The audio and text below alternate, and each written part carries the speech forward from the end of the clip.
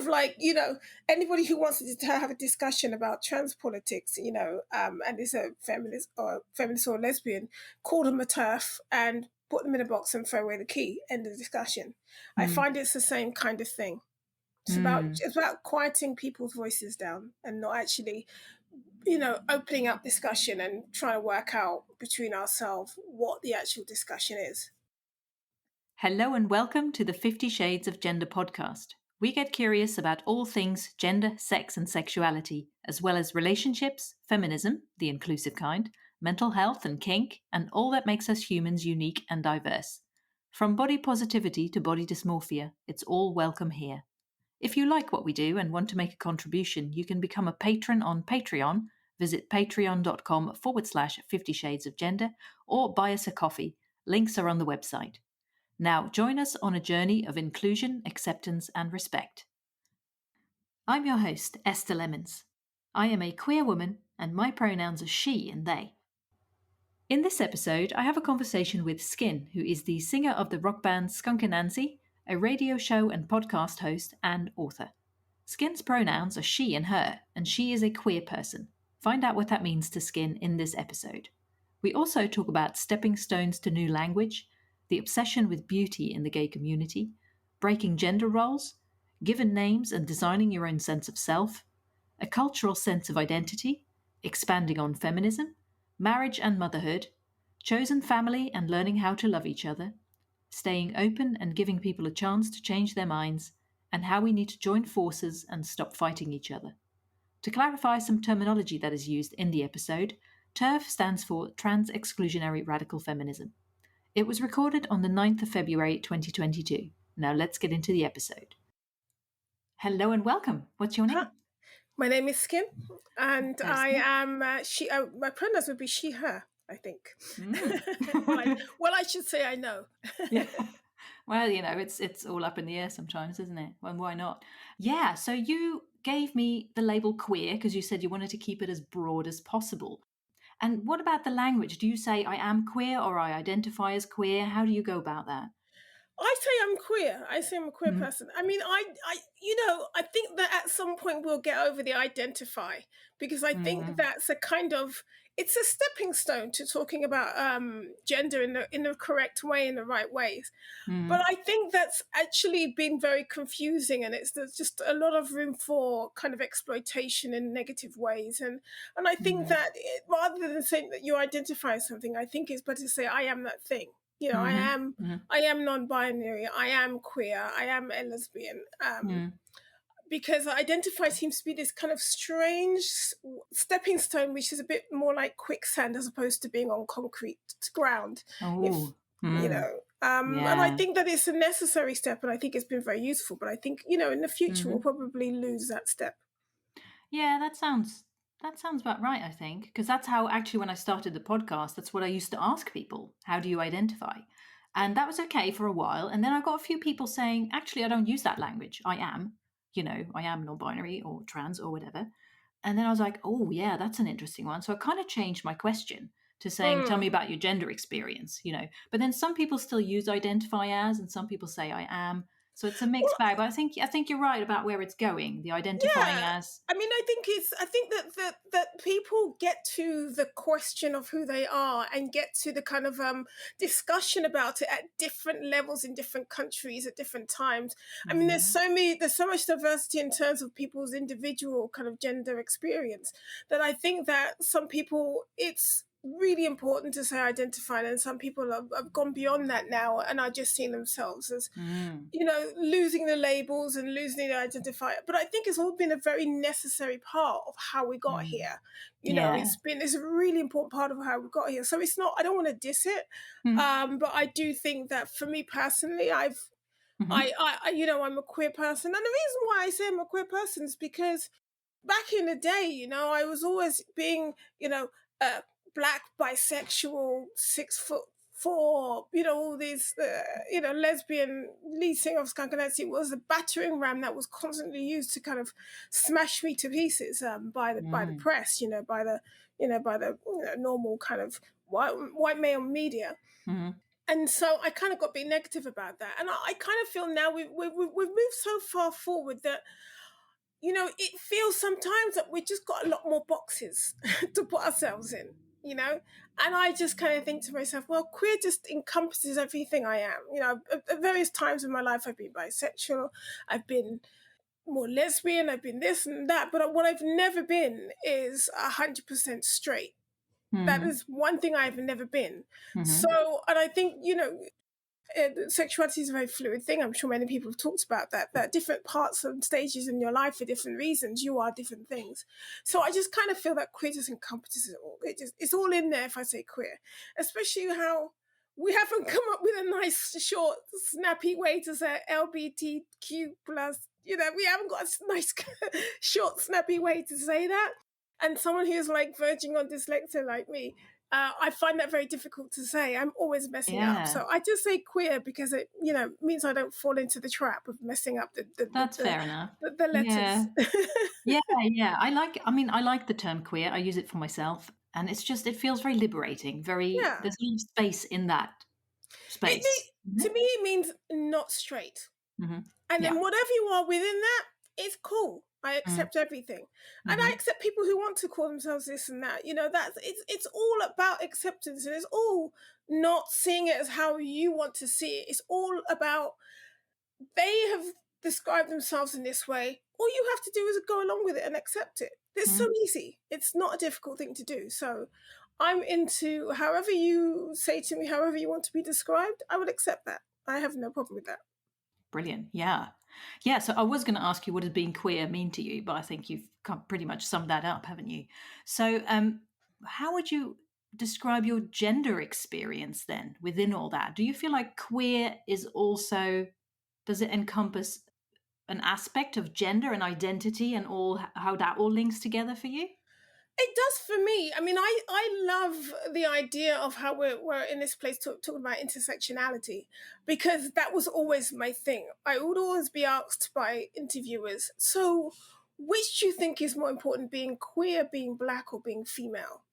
And I would like, well, I'll chop my arm off and ask my arm how it feels, because I'm all, I'm all of those things Yeah.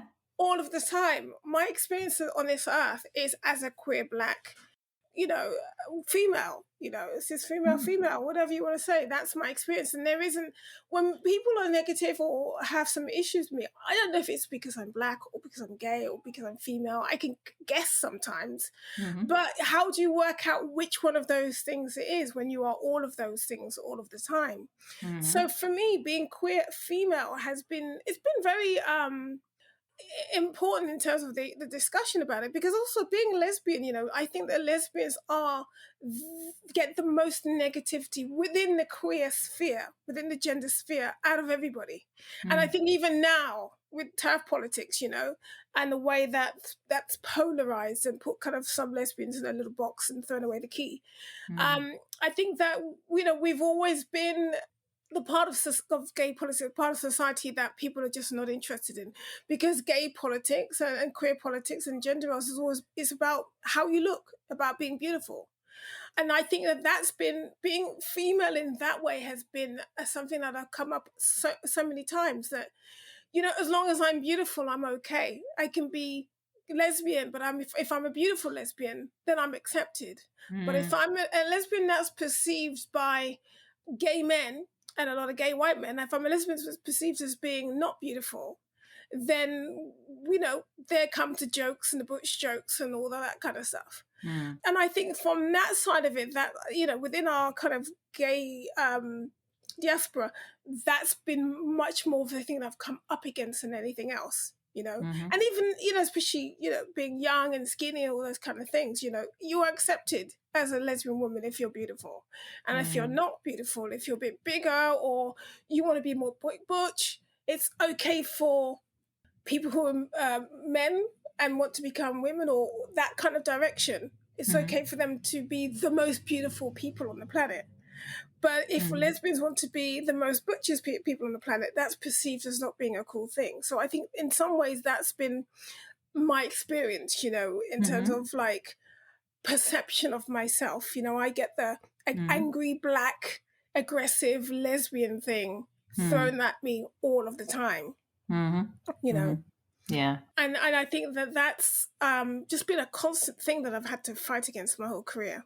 That, Mm-hmm. you Mm-hmm. know, the idea of being queer, the idea of being female and queer doesn't, it's not about how we're perceived in terms of looks. It's about who we are. It's supposed to be who we are as a person. It's supposed to be who we Mm. want to, what we want to be.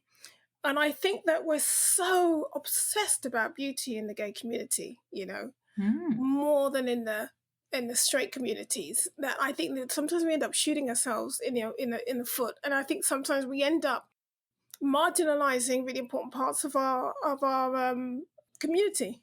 Mm. Yeah. So, thinking about the label woman, is that something that resonates with you? Because you just mentioned the term female. Yeah. So, what is it? Do you consider yourself a woman? Does that resonate with you? And if so, what does that mean to you?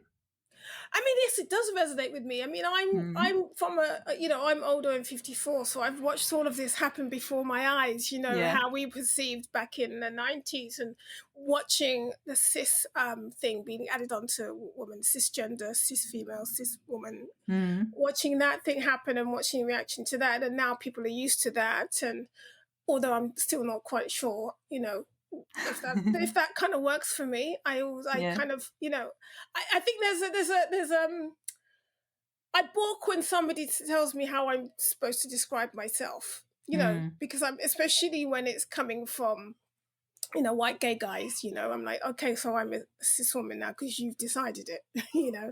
Mm. And I kind of balk at that. I love the idea of being a woman. You know, I think Mm-hmm. that there's so much strength and there's so much positivity I feel about that. You know, Mm-hmm. and there's so much happiness that I get from being a woman and being female. Mm-hmm. And I really enjoy it. I really love it. You know, I think that I love my female companions, you know, and I'm talking about all my female companions, not just my cis female. You know, I have lots of Mm-hmm. people around me that are trans, and they're wonderful. So it's kind of like I really enjoy it, and I really get a lot of strength out of it, and I feel a lot of, I'm very powerful about it, and I feel a lot of positivity about it. Mm-hmm. So, how do you feel that? Because you say you have a lot of friends, like queer friends, I suppose, whether they be cis or trans women as well. How do you feel like terms like masculine and feminine? Where does that fit for you? I mean, I think this is part of the discussion. That's, I think this is where you see lesbians getting beaten down, because I think that for me, I feel at times I feel very bit more butch. I'm someone who can fix anything in my house. So I built a studio myself. Yeah. I put shelves up, I put mirrors up, I fix things. And so I'm a fixer. I know how to, I've got lots of tools. But I'm also very geeky. I know how to use software. So I mean, these are attributes that are supposed to be male. You know, to be a to be someone who's handy and someone who's fixes things, and to use your brain in a way that you use software. But I think that's a very female thing for me, because it's about being able to solve problems, and I think that's what women are very very good at. Because a lot of the time we're just lumped into situations that we have to get out of, because that's what society does to us. It puts us in difficult situations that we have to, you know, big huge vats of crap that we have to climb out of. Yeah. And so I feel that, you know, these traits are being seen as male, when actually they're not. They're just human traits. You know, they're Mm. survival traits. Mm. They're traits that we need to in order to just be able to do our daily stuff. So I mean, if I was on my own, and when I've lived on my own for lots of times and for long periods of my life. I mean, I don't live alone now, obviously, but if I Mm. don't do it, he's going to do it. I have to do it. You know, I'm not going to call a Mm. man in every time I need to fix a problem or to do something, Yeah. you know. And Yeah. so, but it's interesting, because I've built myself a kind of recording studio. I have a DJ studio, recording studio, and I have a Photoshop, all this kind of stuff, and I put Mm. it all together myself. But one of the things I learned during COVID was like a lot of music software, and Mm. I've been producing for many years, but I normally sit at the back of the room on the couch and tell these engineer boys what to do. And now that Yeah. I've kind of done it myself, I'm like, God, they really make a lot out of this, don't they? They really make out that this is difficult and only they can do it. Because actually, a lot of the things that traits are seen as being male don't involve using your muscles are just Mhm. using the brain power. We all have the same brains, but women are kind of convinced into these things that certain things around the house or software or certain things are, boys are better at that. It's like boys are not better at that. They're just told that they're better at that and they Right. believe it. And so they have the confidence in that. And so they're able Yeah. to do it, Mhm. you know? Yeah. And once you actually sit down and you do things and you work things out, these things are not difficult at all. Mm. So in terms of being butch, I'm sure the greater society will look at me and say, "Oh yeah, she's a bit butch. She's a bit more, slightly more masculine." I don't feel masculine at all. I feel very much a woman. I just Mhm. think that the definition of a woman is not defined by the definition of a man. So being able to fix things isn't a butch thing. That's just a trait that humans have. We all have that. You know, Mhm. it's Yeah. just attributed to men so that they can feel Totally. better. They can Yeah. feel better or whatever. But Mm. so I feel that it's a very kind of.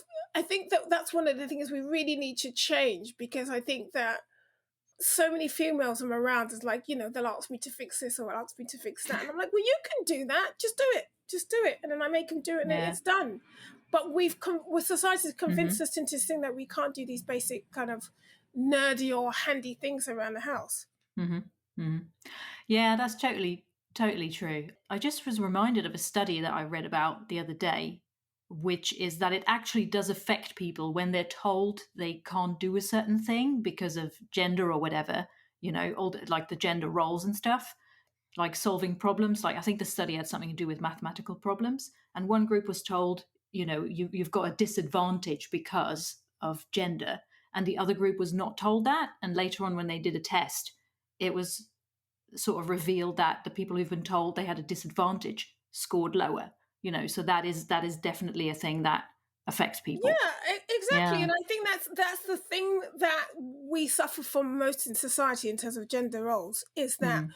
we tell women that there's so much stuff that they can't do, and we tell men there's Hmm. so much stuff that they can do.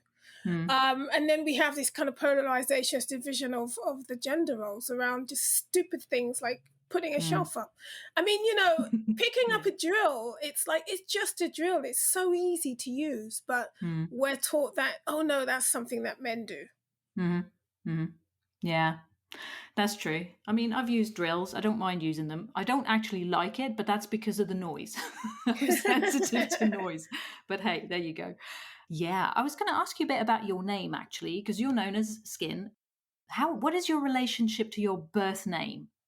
um Average. I don't really like it. Yeah. It's skin actually came out. I think you're given your birth name by your parents who perceive you. Your name is encompassing all the things that they want you to become. Mm. So my mother gave me this name, which was Deborah, which was a judge in the Bible, one of the most important people in the Bible. So I think that there was Mm. a bit of she didn't give me this flouncy girly name. She gave me the name of a judge. And I think that even Mm. in her crazy religiousness that she lives in the world that she lives in now, there was Mm. something in her. It's like, I don't want this woman to just be another, woman that gets told what to do by a man. I want this woman to be a judge or something important. Mm. So I like that, but I don't feel like a Deborah. I feel like I think like I've designed my own sense of self. So Mm. skin came from skinny, which is what I got called a lot when I was really small, because I was Mm. ridiculously skinny. Mhm. and Yeah. and then it got just shortened to skin once I got into a band. So it's kind of, it became something that I wanted to be. I mean, I think I will always be Deborah. I will always be that little girl running around Mm. in Brixton, with my three brothers. That's always Mhm. there. Yeah. But in terms of becoming the person as an adult that I wanted to be, I became skin. And it's weird because I can take it on and off. I can take the whole skin thing off, and at home I'm not skin. I'm a mother and a wife. Mm. I'm certainly not Deborah though. But then Yeah. I go on stage and I become much more skin than I am, Yeah. off stage. Mhm. So Mhm. it's kind of like a question of identity. I think for me it was a Yeah. way of being a black British girl, but with Jamaican parents, the first generation. born in England. There was a definite kind of like, well, I'm not English and I'm not Jamaican, so what am I? So Mm, I definitely had a sense when I was younger of trying to discover who I was within Britishness. Because, there was a lot of negativity towards Jamaican born black mm, kids and a lot of negativity towards Jamaicans when I was growing up. And mhm, the British society didn't really claim you. You didn't really feel like you were part of British society. It's something that you've had to demand. They saw it as something that I'd had to earn, where I saw it as something I'd had to demand. I don't feel like I mm, had to earn anything. I feel like I have to take what is mine, which is I was born in this country, I was raised in this country, I've contributed to this country, I'm British. mhm, mhm, But it takes a long time to get to that mentality, and takes a long time to own it. mhm, And calling myself Skin, lead singer of a rock band, and finally working out what I wanted to do and being that. That's when I became much more secure in my identity, and I felt much more comfortable within myself. mm. Yeah, I love that. And when it comes to expression of identity, how does like I don't know your look, I guess, and having a shaved head, how does that fit in for you? Do you feel like that's an integral part of your That's identity as well? 100%. Yeah. It wasn't until I shaved my head off. Shaved my head off. Shaved. Yeah, that would be weird, like a headless chicken. No, it wasn't until I shaved my hair off that I found my face. That I That's so found my cool. look, and I Yeah. found what I was supposed to look like and who I was supposed to be. Because I think that you spend a long time as a woman trying to find your hairstyle. Actually, not just a woman, as anyone, trying to find your hairstyle or trying to find what works. I mean, Mm, I think hair just naturally flopped into different positions depending on what your skull looks like. mm, And the texture of your hair. And I never really found what my hair was supposed to be like. mm, But I knew my face looked good. And it wasn't until I stopped worrying about my hair and let my face do all the talking that I mm, became much more confident and comfortable. I mm, remember shaving off my hair in a mirror. My friend did it for me. And mhm. I remember looking in the mirror afterwards and going, there you are. There's the person I've been trying to find. That's what I've been Wow. looking for. It was Yeah. this realization of like, it was kind of like visibly I kind of grew a few inches and my shoulders went back and my chin went up, and I stopped kind Mm, of trying to be cocoon like and hiding myself. And I realized I looked really good with no hair mhm, and mhm. it really suited me. And Yeah. there's a confidence that came with the hairstyle, that it was a hairstyle that I had to stand up and be proud about, because it was at the time, early 90s, it was a very unusual hairstyle for a black girl in Brixton to have, or Mm, black London to have, or any artist to have. I mean, mm, we have a history of shaven headed people around. I think Gail and Dorsey might have inspired me. But to shave it off completely, so it was like practically bald. That was a difficult thing for a young girl to be, because a lot of our beauty is perceived as being in our hair. And mm, young girls are completely looked in one way. Are we beautiful or not? mm, That's in the early 90s. That's completely the only way, the only barometer for female intelligence or for females in any shape or form was whether we were beautiful or not. mm, It was all about looks. And I think that's changed a little bit now, but I still think we're a very looks driven society. mm. Yeah. Yeah, that's true. I feel like I've never dyed my hair, and there's definitely quite a bit of silver in there now. I don't feel like I want to dye it, and part of me is a bit like I don't want to dye my hair. Like I want to be natural because that's being a good feminist. But in another way, I feel like what I'll just do whatever I fucking feel like. And, and, With I, my and hair when it happens. And Yeah. then you have the definition of feminism. Yeah. Feminism, there isn't one Exactly. box that we all Yeah. do. Yeah. Feminists are Beyonce now and Lady Gaga. You can Yeah. be walking down the street naked and still be a feminist. You can, Yeah. have a very sexual image, and your image can be all about, being sexy to boys and still be a feminist. I think we've Totally. completely blew that open and blew that wide. So yeah, just feel free to do what you want to do with your hair, love. Thanks. You know, Yeah. none of it matters. Yeah, that's true. Because I mean, when I was young, we were told that feminists were like these, I don't know, angry man-hating people. And it was like that's kind of that's what I remember from when I was young. And then it wasn't actually too many years ago that I talked to a friend who said to me, no, feminism is about equality and it's about, all these things. And I was like, oh shit, it's like I had no idea. Yeah, I mean, that just goes to show, doesn't it? that's the image men put out about feminists, so Exactly. that they could Yep. control them and put them in a box and throw away the key. It's kind of like, anybody who wants to have a discussion about trans politics, and is a feminist or lesbian, call them a turf and put them in a box and throw away the key. End of discussion. I Mm. find it's the same kind of thing. Mm. It's about quieting people's voices down and not actually, opening up discussion and trying to work out between ourselves what the actual discussion is. Mm-hmm. Yeah. What's the point? Yeah, totally. Yeah, we just talked a bit about gender roles. I've been sort of reading up on things and about you. There's a lot out there. So I heard you are getting married, and I guess you are now a mother. Has your partner given Yeah, birth? we have a Yeah. 11-week-old child in the next room. Ah, Yes, so yeah, congratulations. yeah. Yeah. So why, like, for the getting married part, I guess. So what made you decide to do that now? Is that not something you ever wanted, but now decided you did? Or like, how did that happen? I mean, I think that there's practicalities to it. When you have a child, the law is much more favorable on you if you are a married couple. I think Mm, that's the same for yeah. lots of different people, Yeah. and it's also the same for traveling and all that kind of stuff. There's a practicality to it, but at the same time, ours is just a romantic story. And Mm-hmm. it kind of seals it for us.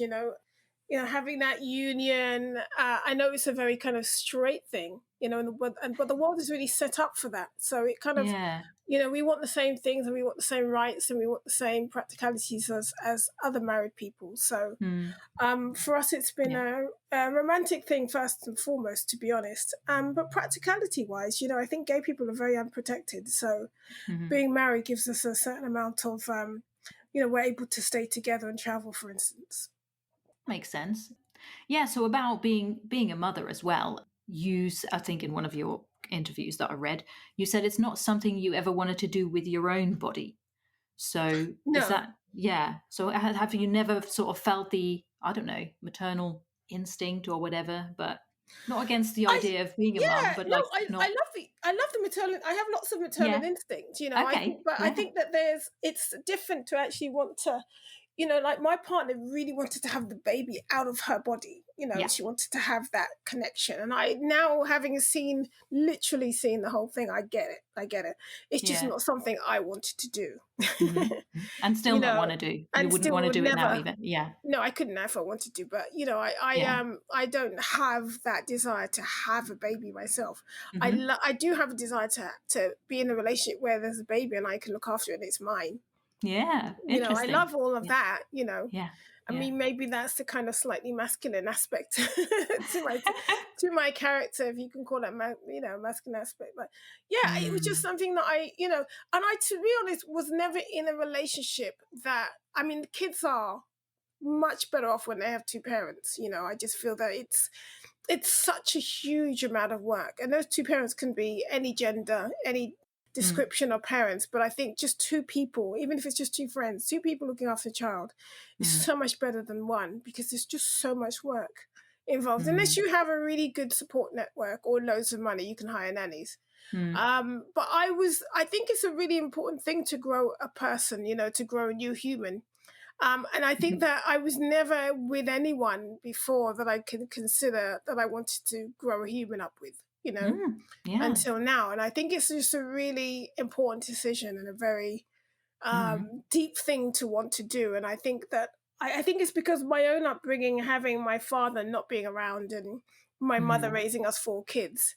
I was always very adamant. It's like, I am not doing that. I'm not going to be in a relationship. It has to be forever relationship for me to have a child, or I'm just not mm, going there. I'm not doing it. yeah. So that just took a while to find the right person, I guess. Mm-hmm. Yeah, yeah. Well, that's wonderful. Yeah, yeah. I read up on your partner a bit as well, and there was something about her children being the gay, queer, and trans, people in her community, and I talked about chosen family, and I Mm. think that is such an important thing, isn't it? Yeah. Yeah. I would say that I'm not very close to my family at all. I think we Mm, grew up in a very pressured, stressful environment. We were very poor. My mm, dad wasn't around.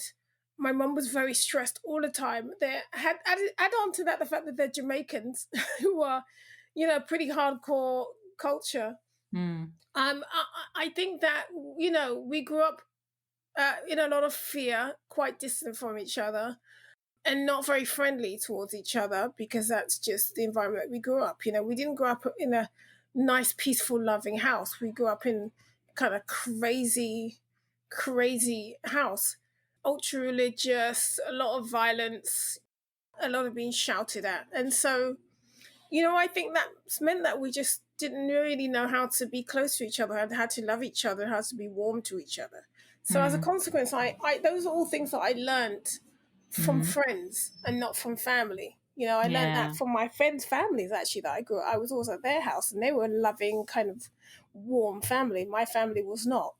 Mm, mm, So as a consequence, I think that I don't have any sisters, and so my female relationships have always been really important to me. My female mm, friendships, and I've kind of sought out that warmth and that compassion and that empathy and that being hugged and being loved by friends and by in my relationships and not from family. So for mm, me, I mean, we have the same thing in our band. You can't choose your family, but you can choose your band, as we have on the back of mm. a t-shirt, because Yeah. it's you choose who you want to be around. I mean, your family or your family, you don't have any choice there.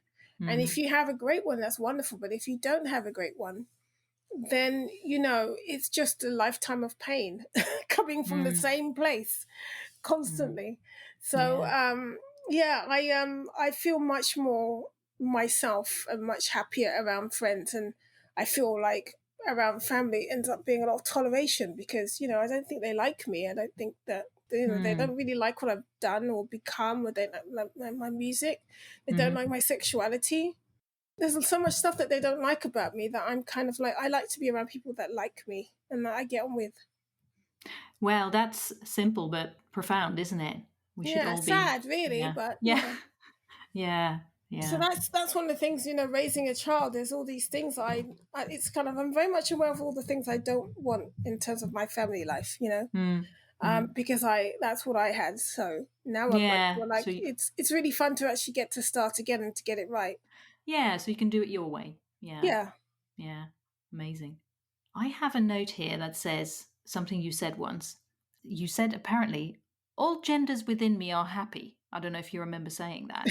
I But don't. yeah, because I try to find information about let me rewind a bit. So normally when I not choose my guests for the podcast or people I want to have conversations with, I kind of work very intuitively. So sometimes it's a matter of someone approaches me to say, "Can I be on your podcast?" I'll be like, "Cool." And sometimes I get introduced to people, and other times people just kind of pop into my head, and then I'm like, "Oh, I'll reach out to them." And that kind of happened for you, I think, when I saw a recent article about your, motherhood and your marriage and everything. Yeah, so I thought I'd reach out, but then I couldn't really find. I was curious about your stance on gender and your feelings about gender and stuff, but there wasn't a lot out there that I could find. The closest It's thing not. that I could find was queer, and I was like, wow, what is it? What is this all about? So, Yeah, I mean, I think that, being older and watching how things change and how things have developed, it's mm, been very interesting for, I guess, a lot of us older kind of gay people that are watching the new woke kids stand on our shoulders and sometimes stand on our shoulders and kick us in the head at the same time. It's been really interesting watching the argument unfold. And I think especially with trans politics, maybe in the beginning I didn't quite get it. And the hmm lesson that I've learned from that is to you don't have to get it straight away. Just give it space to breathe and to work out where it's going to settle. hmm And I think that that's actually good advice that I gave myself. So I'm just not quick to jump in there with an opinion on things. I like to see how things develop because I hmm think that we talked about identify, that it's become a hmm stepping stone for something else. yeah, And I think it's really important to just remain as open and positive to these changes as possible because I hmm think that, people complain about the woke kids and this and that. And I think that actually they're the ones pushing things forward. they're the ones that have changed the nature of our community and our culture to be much more accepting and to open these very painful and dark discussions. And I don't think that without their determination and their desire to change things and to open things up, that it would have happened. Social media obviously has been the vehicle for that. Using social media in a positive way has been a vehicle for that, actually, because it's all about how you use it, isn't it? Totally. So, I mean, and I think that sometimes you might hear something and you're like, oh, God, please, get over it. And then, a couple of years later, you're like, okay, yeah, I get that now. I understand that. So I'm not so quick to jump into gender politics just because from my own experience, I've seen that, if you just have a knee-jerk reaction of negativity, actually, you're just shooting yourself in the foot for the future, because you just means you're just not there yet. You haven't got there yet. And people who are just talking about this all the time are there, and you're not there yet. But within that, I do think one of the most important things that we should do is to give people time to get there. I think the negative side of it is that wokeness can sometimes be a bit like, the crucible, burn them because they said the wrong things. A bit like how, the turf Labour have been branded around. It's kind of like, well, there just might have been people in there that weren't there yet, and then they got branded as TERFs because they didn't agree with this bunch of people. And now we've got this kind of sticker that we'll just put on any lesbian that, has a query about trans politics, and that we're better than that, we're better than that, and we're more open with that than that. So I think that, we have to give people a moment to get there and not be so bloody quick to jump down people's throats if they're not where you are, or if there's something that they don't understand. Because if you follow certain people on social media, then you'll be really up on your queer politics. But if you don't, then you won't. You won't know where everybody's at, or where people are how people are thinking. And that is not a negative. That's just, people are very different, and we're very diverse, and we're from all walks of society. And we should all be allowed to be the way we are, apart from if that makes certain other parts of society, you want them dead. If you're like a white supremacist, you want this other section of society dead. We don't have a lot of time for you. But within queer politics, within our own community, I'm talking about specifically, I think we just need to give people a bit more time sometimes, and not be so quick to condemn each other, because I think it makes us weaker as a community. Whereas I think that the crazy right wingers, the crazy homophobes and transphobes and whatever, they're very united in their hatred, and they all agree with each other, And I think that because we're more intellectual and we're not sheep, we have a lot more discussion and we have a lot more deliberation about things. And that can make us more fragmented and fight against each other. And while we're fighting against each other, they're just walking along beside us, still all of them calling us all the names under the sun and wanting us all dead. So I think we just have to be aware that we should have the discussions, but we should all join forces when it comes to dealing with other sections of society that really do not want us to exist, and have no laws and have no protection and have no power. Because that's what they want. They want the gay community to be unrecognized, have no laws to protect us, and have no power for change, and to be unrecognized and to be invisible. They do not want us to exist.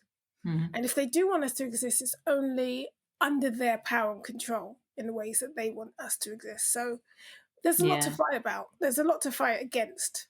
And sometimes I wish we stopped fighting each other and turned our attention towards those people. Absolutely, yeah. Need more unity in the LGBTQIA plus community, right? Exactly, the religious fascist right, this new, it's not that new, actually, it's very old. There's a book I encourage everybody to read called The Power Worshippers by a brilliant writer called Catherine Stewart. And it really details how over the past 30 years, and especially the last 10, how what we're dealing with now is a very organized thing. The religious right, the religious fascist right, they are very, very organized. They have conferences where they tell their people what to do. And they've been telling their people for years, if you claim to love God, you also have to vote for this person. And this is not just, a vibe. Trump jumped onto something. He joined into something that was already happening. He got used by them because he's an idiot. Um, but it's one of those things. I think we have to Oh. realize as liberal people that they're an army of neo-fascist religious right people that are Mm, incredibly organized. And unless we organize ourselves, they are going to keep winning. They are going to overturn Roe and Wade in America. They are going to make abortion illegal. They are going to take away gay marriage. They are going to take away trans rights and politics. mm, They are going to do all of these things if we don't mm, remember what we're supposed to be doing here and why mm. we are a community in the first place, which is to fight Right. those mofos. Right? Absolutely. Yeah. Yeah. Wow. Is there anything else you would like to add that we haven't talked about yet? No, I think I got it all in there. I mean, Yeah. I did want to talk about the last bit I said. Yeah. If you hadn't Yeah. asked me, I would Awesome. have got that in because I think Good. it's vitally important. We're in a very precarious situation. Our gay community is in a very precarious situation all around the world, but Mm, worryingly, much more in Western countries than we've ever been. I mm, think that we've done a few leaps forward, and they don't like it, and they're coming for us in ways that we mm. can see. So Yeah. we have to really unite against them because they're really coming for us. And Totally. they'll come for trans people and they'll come for the gays first, and it always comes back to black people, and it always comes back to immigration, and Totally. it always comes back to all of us in the end. So we have to Hmm. fight each other's battles. Yep. Totally. And be good allies to people who are more Other, marginalized than us. yeah, Yeah. exactly. Yep. Hashtag privilege. Yep. Yeah, totally. Wow. Well, thank you so much for sharing, Skin. My pleasure. It's been nice chatting to you. You can find out more details on the website at 50shadesofgender.com/skin, where you can also read the transcript. And you can find Skin on her website, skinmusic.com, on Facebook and Twitter at SkinSkinny, and on Instagram at skin_skunkanancy.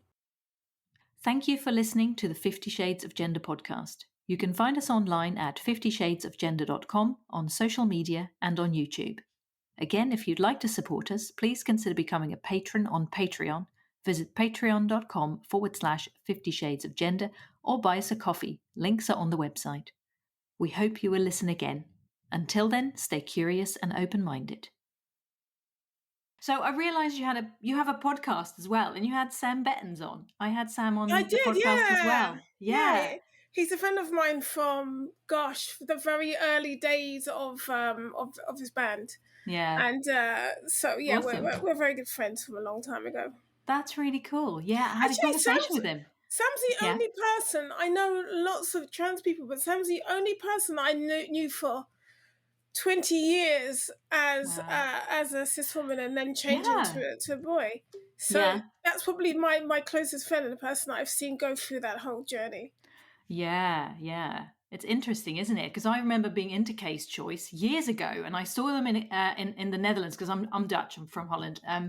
and I saw them in Maastricht play one time, and it was just thinking about this person and who they were at the time, and all of a sudden there's this different person, and then I was having a conversation Sorry, with I them for just the turned podcast. myself off. You know? Moving this Yeah. keyboard. 1 second. Oh. Ooh. Hello. Hello. Can you hear Hello. me? Yeah, I can hear you. Can you hear me all Shit. right? What have I done? Oh yeah, I see what I've done. Yeah. Oh no, I You okay? started music. Now I've started music. I've Ah, started Bach. okay. Wait. What have I done? That's a back. Stop. You want some background music? That's fair enough. Hello? Hello. Can you hear me? Can you hear me okay? I can hear you, but Yeah, I hear something. I've got to work out where I've got Bach played now. Sorry, this is Oh, it's the mystery tab. Oh my goodness. Which tab is it? which Yeah. tab is it? Okay, it's not that one. It must be Spotify. Yes, it was Ah. Spotify. Sorry about that. Okay, No, you're right. sorted. I picked up the keyboard and I just pressed the wrong. I picked up the thing and it just started playing Oh, my yeah. Spotify. Oh. That's fair enough. Yeah. God, I was listening to Stoosh because that was, from good grief. When was it? 1996 or something? Yeah, Yeah. 1996, Amazing. 97, Something. 96. Yeah. Amazing. I was really enjoying, was it Gloria's Pop Song? Rose Pop. You like Rose Yeah, Popson? You're probably I the only do. person in the world that likes that song. Really, it's just so upbeat. It just makes you want to. Yeah, it's great. I Yeah, love it it. was like a mad song we wrote at the end of a recording that we were just want to write something like chill and silly and stupid. Yeah, yeah, it's great. I love it. Yeah. Um. Well, do you have any questions before we start, or are you happy to dive in? Let's just dive in. Yeah. I think so. Yeah. So what I normally Yeah. do is I say hello and welcome, and then I ask you for your name, and then I just ask you about your gender experience. So I have a whole heap of notes here that we could things that we could talk about. And I think I've sent you a few ideas, haven't I? But I'm happy to just see how it Yeah. Just unfolds. I'm better when you just ask me specific questions, Cool. I will do that. and then I'll Yes. ramble on. You just stop me. That's cool. It is because I mean I think that I'm not very close to my family. Sorry, I'm using that You're keyboard again. It's about to fall on the floor and start a bit of Bach again. right. Where was I even going with that? I wish my brain would cooperate sometimes.